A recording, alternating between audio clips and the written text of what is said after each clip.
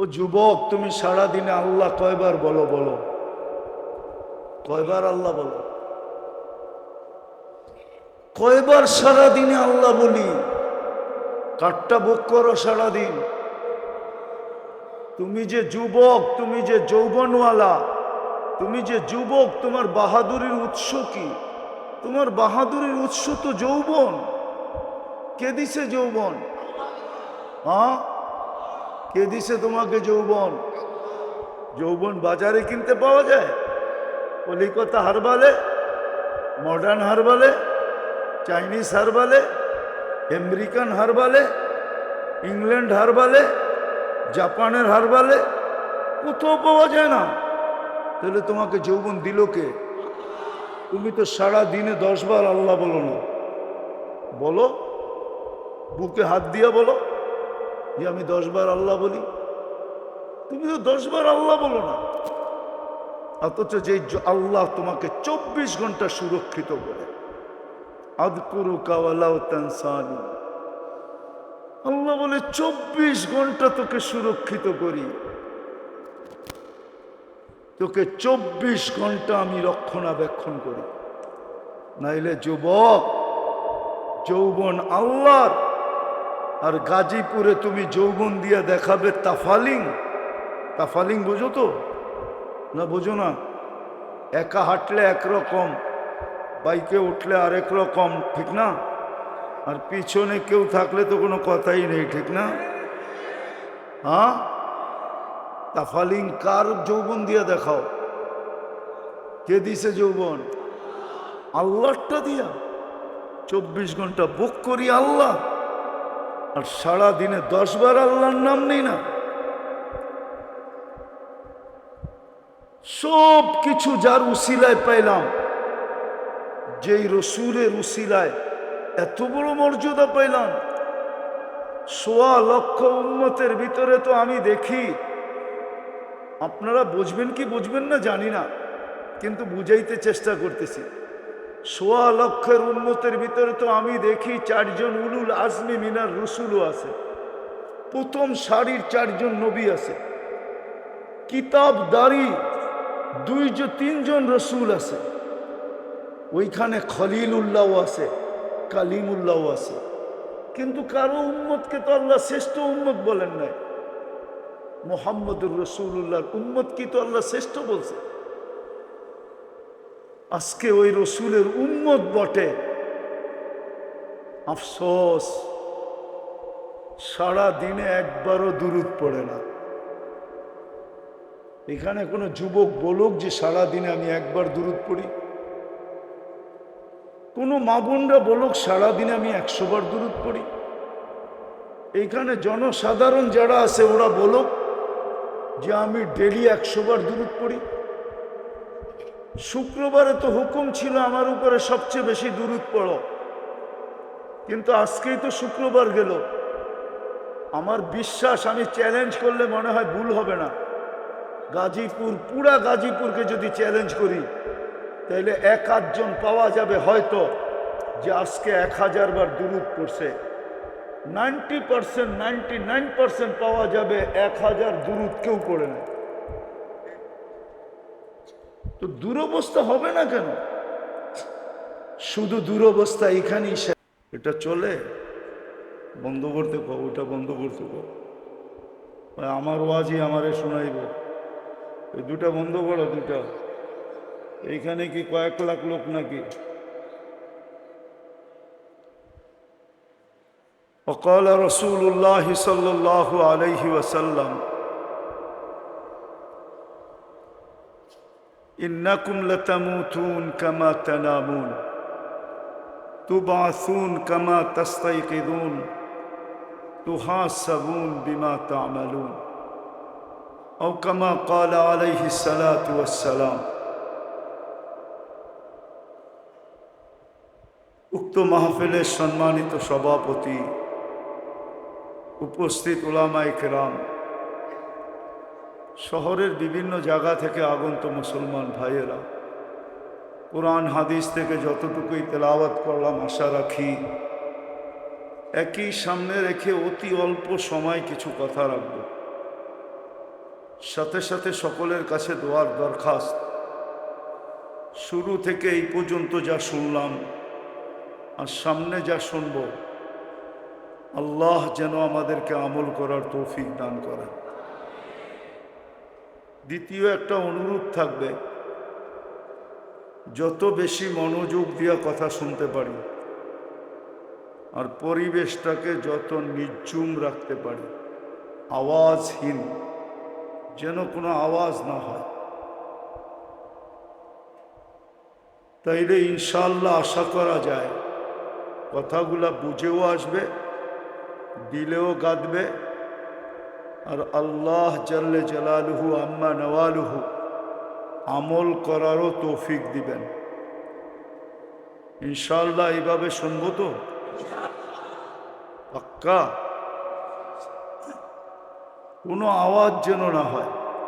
বসার যদি সুযোগ থাকে তাহলে দাঁড়ায় না থেকে বসা গেলে ভালো হয়, কেননা বৈশা যত শুনবো, দাঁড়ায়া যদি শুনি তাহলে বৈশা শোনার দ্বারা যেরকম কথা দিলে গাঁদবে, দাঁড়ায়া শোনার দ্বারা এরকম দিলে গাঁদবে না। দাঁড়ায়া শোনার দ্বারা এরকম দিলে গাঁদবে না। তো যেটা বুঝাইতে চাইতেছি, আল্লাহ করুক আমাকেও বুঝার তৌফিক দেখ, আপনাদেরকেও বুঝার তৌফিক দেখ। একটা কথা বুঝাইতে চাইতেছি, ওয়াজ তো হয়েই গেছে, 12টা বাজতে চলছে, 12টার উপরে। দীর্ঘ রাত পর্যন্ত ওয়াজ হোক এটা আমি পছন্দ করি না, আর হওয়াও সমীচীন না, কেননা সামনে ফজরের নামাজ রয়ে গেছে। সারা রাত্র ওয়াজ শুনলো আর ফজরের নামাজ পড়লো না, এরকম ওয়াজ সারা জীবন শুনলেও কোনো লাভ হবে না। কেননা ফজরের নামাজ এই উম্মতের জন্য জান্নাতের টিকেট। কি? হ্যাঁ, যার জীবনে ফজরের নামাজ ছুটে নাই ওকে লেখা দেওয়া যায় জান্নাতে। কেননা ফজরের নামাজের নাম ফজরের নামাজ না, কোরআন এটার নাম রাখছে ইন্না কুরআন আল ফজরি কানা মাশহুদা। এই জন্য ফজরের নামাজ গুরুত্ব বেশি, লক্ষ কোটি গুণ এই ওয়াজ শোনার থেকে। এই জন্য বেশি সময় কথা হবে না, অল্প সময় কথা হবে। আল্লাহ করুক ধৈর্য সহকারে আল্লাহ আমাদেরকে শোনার তৌফিক দান করে। তো যেটা বলতে চাইতেছিলাম যে মেরে দোস্ত, আজকে আমাদের এই দুরবস্থা কেন? মুসলমানের এই দুরবস্থা আজকে কেন? কি কারণে? অথচ আমরা তো আল্লাহর সবচেয়ে বেশি প্রিয় পাত্র। মুসলমানের চেয়ে আল্লাহর প্রিয় পাত্র কেউ নাই। যদি থাকতো তাহলে কোরআন কোনোদিন বলতো না ইন্নাদ-দীন ইনদাল্লাহিল ইসলাম। মুসলমান আল্লাহর সবচেয়ে প্রিয় পাত্র, আর বিশেষ করে উম্মতে মুহাম্মদী আল্লাহর আরো প্রিয় পাত্র। যে উম্মতকে আল্লাহ নিজের হাতে বাছাই করে নির্বাচিত করলেন। আমরা সবাই নির্বাচিত, আল্লাহর কুদরতি হাতে বাছাইকৃত। আজকে মুসলমানের এই দুরবস্থা কেন? সারা দুনিয়ার দিকে তাকাইলে দেখা যায় যে মুসলমানের চেয়ে দুরবস্থা, মুসলমানের চেয়ে ঘৃণিত কেউ নাই, মুসলমানের চেয়ে দীক্ষিত কেউ নাই, মুসলমানের চেয়ে অবহেলিত কেউ নাই, মুসলমানের চেয়ে লাঞ্ছিত কেউ নাই, মুসলমানের চেয়ে বঞ্চিত কেউ নাই। কি কথাগুলো বুঝে আসে না? সত্য মানতে রাজি না আপনারা, তাই না? মুসলমানের চেয়ে দীক্ষিত কেউ নেই আজকে। দেখেন না ফিলিস্তিনের দিকে 1 বৎসর 12 দিন পুরা হলো, 12 দিন আজকে হলো। এখন 12টা 8 বাজে, 1 বৎসর 12 দিন হলো। আজ পর্যন্ত দুইবার জাতিসংঘের সমস্ত দুনিয়ার শীর্ষস্থানীয় লোকদেরকে নিয়ে, প্রেসিডেন্ট প্রধানমন্ত্রীদেরকে নিয়ে দুটা সম্মেলন হলো, কিন্তু একটা নিন্দা প্রস্তাব আজ পর্যন্ত পাশ হয় না। এই কথা কি প্রমাণ করে না যে মুসলমান দুনিয়াতে সবচেয়ে ধিক্কৃত, ঘৃণিত? কি মনে হয় আমার কথা বোঝেন না? এটা কি প্রমাণ করে না? আজ পর্যন্ত হয় নাই। কেন? কারণটা কি? কেন মুসলমান এত ঘৃণিত? এটার কারণ দুটাই, আর কোনো কারণ নেই। যে আল্লাহ মুসলমানকে অস্তিত্ব দিল, নিজে নির্বাচন করলো মুসলমানের ঘরে। আপনাকে মুসলমানের ঘরে কে নির্বাচিত করছে? নির্বাচন কমিশন? কে? স্বয়ং কে?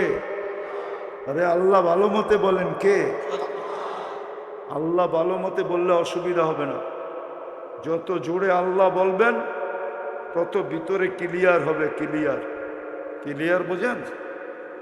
ভিতরের সব যন্ত্রপাতি ক্লিয়ার হবে যত বেশি জোরে আল্লাহ বলবেন। দুনিয়া বলতে বলতে তো কতজনে জান দিয়া ফেললো, ঠিক না? হ্যাঁ, পিছে ঘুরতে ঘুরতে ঘুরতে ঘুরতে ঘুরতে ঘুরতে কত যুবক বিষ খায়া জান দিয়া দিছে। ওই যদি আর 100 ভাগের 1 ভাগও আল্লাহর পিছনে ঘুরতো তাইলে ওলি হতো না, কুতুব হইয়া জান্নাত দুনিয়ায় বসা চোখে দেখা চলে যেত। যদি 10 ভাগও ঘুরতো, জিজ্ঞেস করেন গাজীপুরের যুবকদেরকে, যত পিছে ঘুরতে ঘুরতে ঘুরতে ঘুরতে শেষমেশ বিষের বোতল খায়া ফেলল। নাই গাজীপুরের এরকম কাহিনী? নাই? হ্যাঁ, শুধু আসে না, আরো হবে। হবে না? হইতেছে না? কি মনে হয় বোঝেন না? ফিডার খায় তো বোঝে না।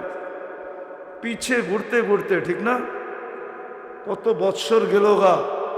14 তারিখে খাওয়াইতে খাওয়াইতে পার্সেল দিতে দিতে 10 বৎসর গেছে গা।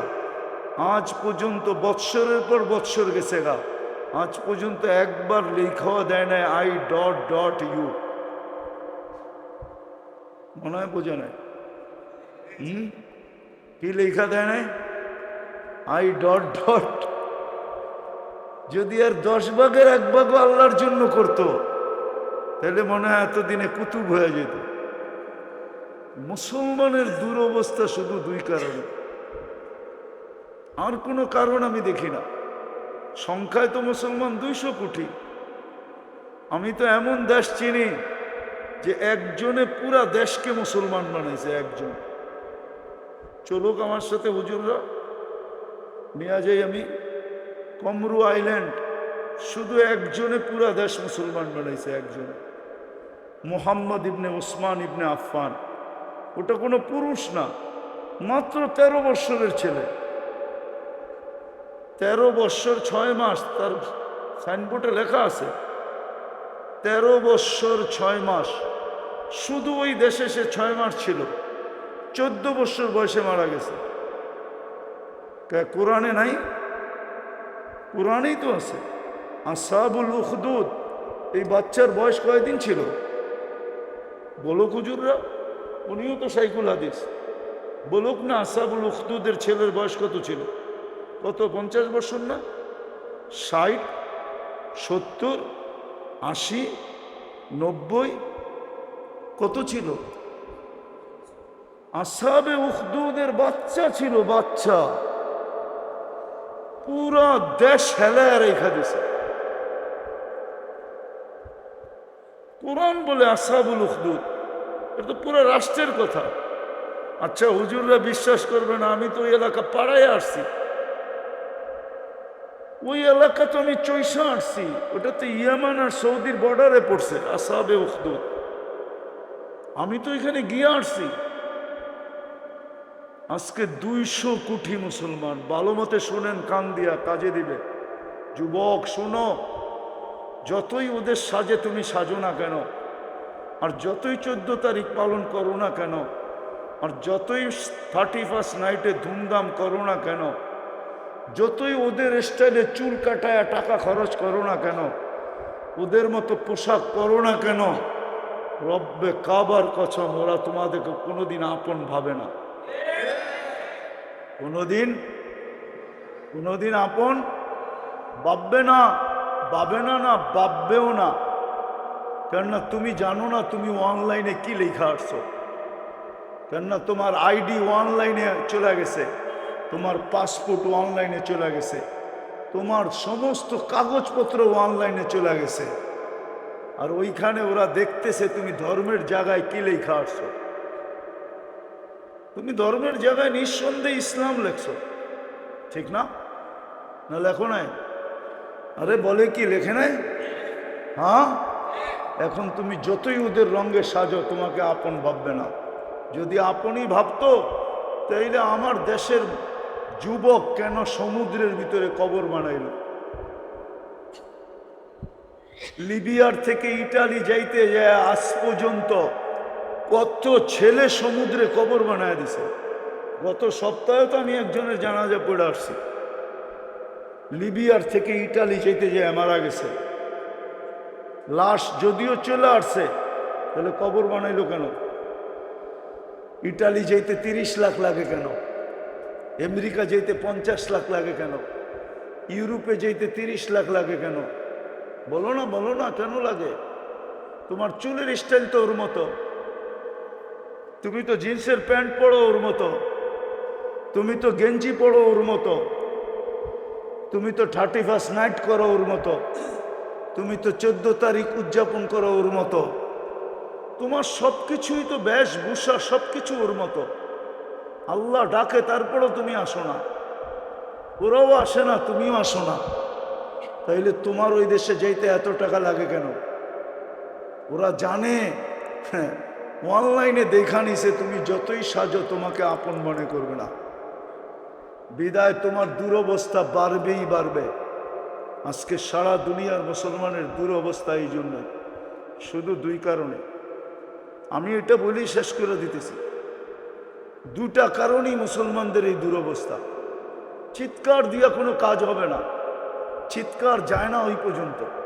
যদি চিৎকার যাইতো, হ্যাঁ, তাইলে এই 2টা সম্মেলনে, জাতিসংঘের 2টা সম্মেলনের ভিতরে কোনো না কোনো একটা সম্মেলনে, কি বললাম একটু আগে, নিন্দা প্রস্তাব পাশ হতো। কিন্তু আজ পর্যন্ত ইসরায়েলের বিরুদ্ধে নিন্দা প্রস্তাব পাশ হয় না। কেউ আমাকে দেখাইতে পারবে না। শুধু 2টা কারণে আমরা সব ভোগ করি। আল কার? আরে বলেন না। ও যুবক, তুমি সারাদিনে আল্লাহ কয়বার বলো? বলো কয়বার আল্লাহ বলো? কয়বার সারাদিনে আল্লাহ বলি? কাঠটা ভোগ করো সারাদিন। তুমি যে যুবক, তুমি যে যৌবনওয়ালা, তুমি যে যুবক, তোমার বাহাদুরির উৎস কি? তোমার বাহাদুরির উৎস তো যৌবন। কে দিছে যৌবন? হ্যাঁ, কে দিছে তোমাকে যৌবন? যৌবন বাজারে কিনতে পাওয়া যায়? কলিকাতা হারবালে, মডার্ন হারবালে, চাইনিজ হারবালে, আমেরিকান হারবালে, ইংল্যান্ড হারবালে, জাপানের হারবালে কোথাও পাওয়া যায় না। তাহলে তোমাকে যৌবন দিল কে? তুমি তো সারা দিনে 10 বার আল্লাহ বলো না। বলো, বুকে হাত দিয়া বলো যে আমি 10 বার আল্লাহ বলি। তুমি তো 10 বার আল্লাহ বলো না। অথচ যে আল্লাহ তোমাকে 24 ঘন্টা সুরক্ষিত করে, আযকুরুকা ওয়ালা তানসানি, আল্লাহ বলে 24 ঘন্টা তোকে সুরক্ষিত করি, তোকে 24 ঘন্টা আমি রক্ষণাবেক্ষণ করি। নাইলে যুবক, যৌবন আল্লাহর, আর গাজীপুরে তুমি যৌবন দিয়ে দেখাবে তাফালিং। তাফালিং বোঝো তো? না বোঝো না? একা হাঁটলে একরকম, বাইকে উঠলে আরেক রকম, ঠিক না? আর পিছনে কেউ থাকলে তো কোনো কথাই নেই, ঠিক না? হ্যাঁ, তাফালিং কার যৌবন দিয়া দেখাও। কে দিছে যৌবন? আল্লাহটা দিয়া। 24 ঘন্টা বুক করি আল্লাহ, আর সারা দিনে 10 বার আল্লাহর নাম নেই না। সব কিছু যার উসিলায় পাইলাম, যেই রসুলের উসিলায় এত বড় মর্যাদা পাইলাম। 1.25 লক্ষ উম্মতের ভিতরে তো আমি দেখি, আপনারা বুঝবেন কি বুঝবেন না জানি না, কিন্তু বুঝাইতে চেষ্টা করতেছি। 1.25 লক্ষের উম্মতের ভিতরে তো আমি দেখি 4 জন উলুল আজমি মিনার রসুলও আছে, প্রথম সারির 4 জন নবী আছে, কিতাবদারি 2-3 জন রসুল আছে, ওইখানে খলিলুল্লাহ আছে, কালিমুল্লাহ আছে। কিন্তু কারো উম্মতকে তো আল্লাহ শ্রেষ্ঠ উম্মত বলেন নাই।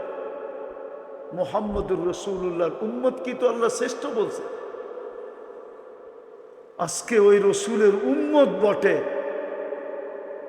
আফসোস সারা দিনে একবারও দুরূদ পড়ে না। এখানে কোনো যুবক বলুক যে সারা দিনে আমি একবার দুরূদ পড়ি।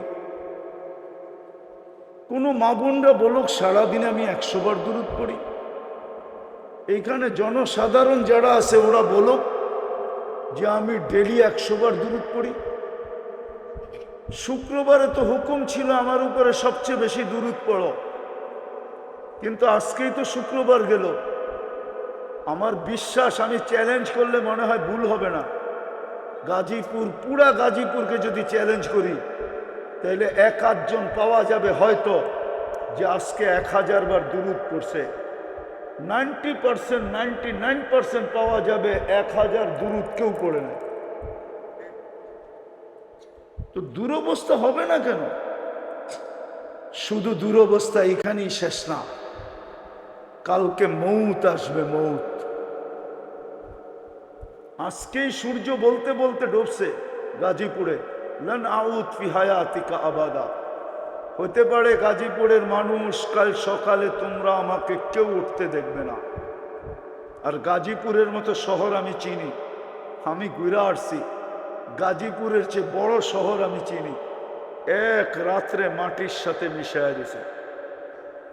কমে লুতের শহর, লুত আলাইহিস সালাম যে শহরে ছিলেন ওই শহর গাজীপুরের চেয়ে কোনো অংশে ছোট না, গাজীপুরের চেয়ে বড় হবে। জর্ডানে রাখা আছে, যে দেখা আসেন, আমিও দেখা আসছি। এক রাত্রে মাটির সাথে মিশাইয়া দিছে। এরকম একটা না, কয়েকটা আছে, বড় বড় শহর মাটির সাথে মিশাইয়া দিছে। চোখে দেখা বলতেছে, কোনো কিতাব সিতাব পড়া না। বুজুর্গ কাছে কিতাবই এলেম আছে, আমার কাছে কিতাব সিতাবের এলেম নাই, শুধু চোখে দেখা আছে। আজকে সূর্য বলতে বলতে ডুবছে, লানাউদ ফি হায়াতিকা আবাদা।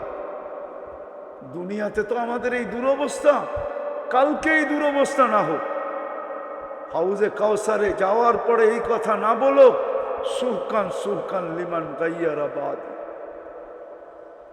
হাজারো জিনিস তোমাদেরকে আমি আল্লাহর কাছ থেকে নিয়ে দিছি, যা পাইছি আমরা আল্লাহর কাছ থেকে। এই উম্মত যা পাইছে এক রাত্র 83 বৎসর পাইছে।